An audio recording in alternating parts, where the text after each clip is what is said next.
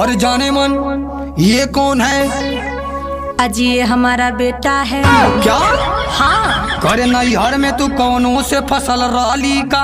ए राजा तोहरे सिवा केहू के हम चहली का। अभी मोरे शादी के 6 महीना भइल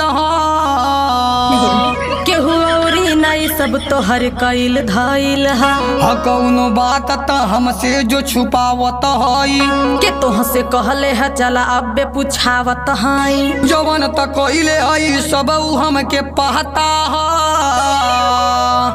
लगत ह हमके तोर खराब भइल माथा। 6 महीना में लइका कहाँ से आ जाई?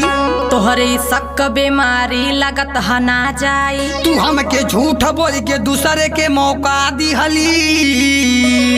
तोहर कसम ये राजा तोहके ना धोखा देहली।